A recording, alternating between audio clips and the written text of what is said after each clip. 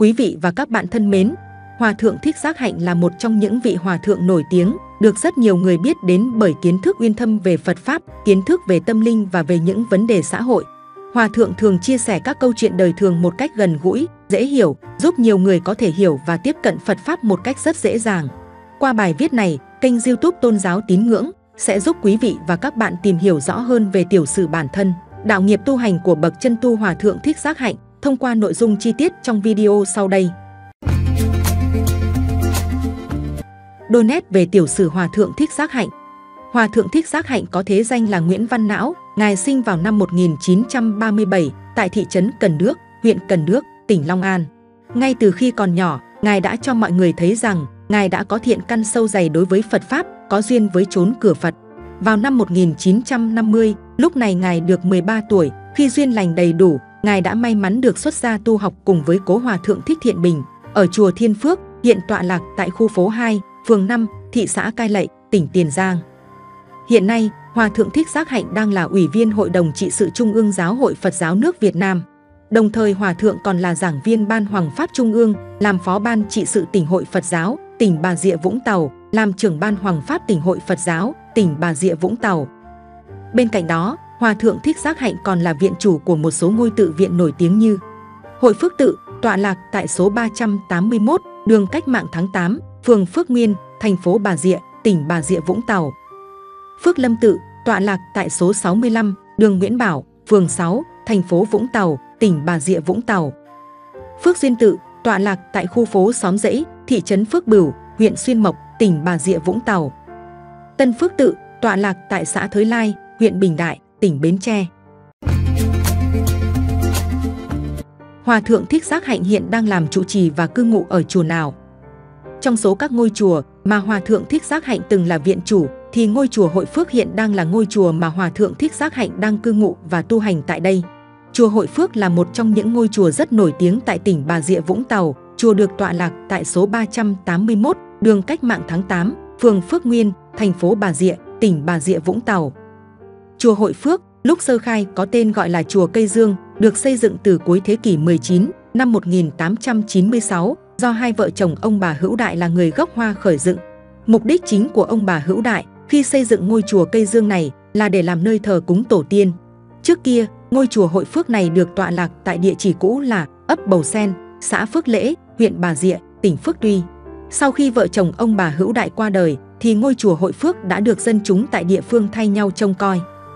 Năm 1926, có 3 vị hòa thượng về chùa Hội Phước tu học và hành đạo, đó là Hòa thượng Diệu Quang, Hòa thượng Phổ Điền và Hòa thượng Tâm Thiểu.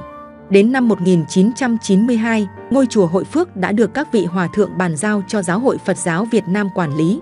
Cho đến năm 1999, chùa Hội Phước đã được trùng tu, xây dựng lại để có diện mạo mới mẻ và khang trang như hiện giờ. Hiện nay, ngôi chùa Hội Phước đang được Hòa thượng Thích Giác Hạnh tiếp quản trông coi và làm trụ trì. Ngài đã nhiều lần tu sửa lại các phần công trình bị xuống cấp, cũng như chỉnh trang lại khuôn viên để phục vụ cho hoạt động học tập của chư tăng ni, Phật tử gần xa trong nước tới tìm hiểu và học hỏi về kiến thức Phật Pháp. Tổng quan chùa Hội Phước có hình thái kiến trúc rất uy nghiêm. Phía ngoài là cổng tam quan, trông rất đơn giản nhưng vẫn toát lên là một chốn thiền môn trang nghiêm, tĩnh mịch. Khu trung tâm là ngôi Đại Hùng Bảo Điện với kiến trúc gồm có 2 tầng, tầng 1 được bố trí làm giảng đường, còn toàn bộ tầng 2 là ngôi chánh điện. Tất cả các khu vực trong nội tự đều được trang trí những hoành phi câu đối, được điêu khắc những hoa văn họa tiết rất tinh xảo. Ngoài ra, trong khuôn viên chùa Hội Phước còn có nhiều khu nhà ở, phòng khách dành cho các chư tăng tại bổn tự và chư tăng ni, Phật tử về chùa tu học. Trong đó, có một khu nhà thờ hài cốt dành riêng cho các Phật tử đã quá vãng, muốn gửi linh cốt nương nhờ vào cửa Phật. Chùa Hội Phước còn là nơi tổ chức các lớp sơ cấp Phật học thuộc trường trung cấp Phật học Tòng Lâm. Ngoài ra, tại ngôi chùa Hội Phước thường tổ chức những khóa an cư kiết hạ, đại lễ Phật đản, lễ cầu an ngày rằm tháng Giêng, được Tỉnh hội Phật giáo tổ chức định kỳ hàng năm. Chùa Hội Phước cũng là một địa điểm sinh hoạt Phật giáo vô cùng uy tín và đáng tin cậy. Hòa thượng Thích Giác Hạnh đã tổ chức rất nhiều khóa tu lớn nhỏ cho chư tăng ni và Phật tử trên khắp cả nước. Vậy nên, khi đã đủ duyên lành, quý vị đạo hữu Phật tử gần xa nhớ ghé tham quan chùa Hội Phước để được nghe Hòa thượng Thích Giác Hạnh thuyết giảng Phật Pháp, chúc phúc và cầu bình an cho tất cả mọi người. Tại sao Hòa thượng Thích Giác Hạnh lại luôn được mọi người yêu mến? Hiện nay, mặc dù Hòa thượng Thích Giác Hạnh đã ngoài 80 tuổi, tính đến năm 2023 này, Hòa thượng Thích Giác Hạnh đã được 86 năm tuổi đời và 73 năm tuổi đạo. Cả tuổi đời, tuổi đạo của Hòa thượng đều đã ở thế xưa nay hiếm, thế nhưng Hòa thượng vẫn còn rất minh mẫn, sáng suốt ở cả trí tuệ và tinh thần.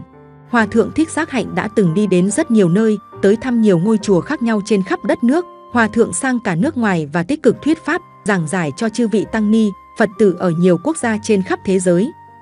Với kho tàng kiến thức được tích lũy trong suốt cuộc đời tu hành của Hòa thượng, cùng với những chiêm nghiệm, lắng nghe cuộc sống trong mỗi buổi thuyết giảng của Ngài, Hòa thượng Thích Giác Hạnh đã đem đến cho người nghe vô cùng nhiều kiến thức liên quan đến Phật Pháp uyên thâm và cao siêu, bằng giọng đọc cực kỳ truyền cảm, gần gũi và dễ hiểu. Bên cạnh các bài giảng Pháp về giáo lý nhà Phật, Hòa thượng Thích Giác Hạnh còn rất nổi tiếng với những bài thuyết Pháp về chủ đề tâm linh.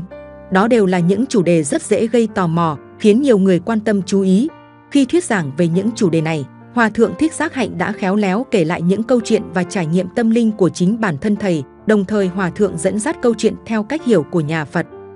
Chính vì lẽ đó mà người nghe được giảng giải một cách kỹ lưỡng, họ không cảm thấy quá khó hiểu, được giải đáp rất nhiều về những thắc mắc xoay quanh những hiện tượng tâm linh kỳ bí. Từ đó giúp họ có thể ngộ ra rất nhiều điều trong cuộc sống để bản thân cảm thấy thanh thản, bình yên hơn. Những bài hoằng Pháp, giảng Pháp hay nhất của Hòa thượng Thích Giác Hạnh. Hòa thượng Thích Giác Hạnh được chư tăng ni, Phật tử ở trong nước và đông đảo Phật tử kiều bào ngoại quốc biết đến thông qua những bài thuyết giảng và hoằng Pháp vô cùng nổi tiếng bởi sự sâu sắc và ý nghĩa trong bài giảng. Bên cạnh những bài giảng Pháp trực tiếp được Hòa thượng Thích Giác Hạnh thực hiện tại chùa Hội Phước, hiện nay còn có rất nhiều các bài giảng khác của Hòa thượng đã được thu âm thành đĩa CD, được phát qua nhiều phương tiện truyền thông như Facebook, YouTube để các Phật tử có thể được tiếp cận lắng nghe. Sau đây là một số bài giảng hay nhất của Hòa thượng Thích Giác Hạnh mà độc giả có thể tham khảo. Sự mầu nhiệm của pháp môn niệm Phật. Phước và tội. 7 phương pháp bố thí. Chuyện âm phủ. Phật Pháp phổ thông. Hành giả niệm Phật và chướng duyên. Những chuyện tâm linh và nhân quả. Thiên đường và địa ngục. Những kỳ tích có thật của Phật giáo. Ích lợi phương pháp sám hối. Nội dung video trên kênh Tôn giáo Tín ngưỡng đến đây xin phép được khép lại. Nếu thấy video hay xin các bạn hãy nhấn like, bình luận và chia sẻ để lan tỏa nội dung video này tới cộng đồng. Quý vị và các bạn nhấn đăng ký kênh và nhấp vào biểu tượng chuông dưới góc phải màn hình để nhận được thông báo những video tải lên mới nhất. Cảm ơn quý vị và các bạn.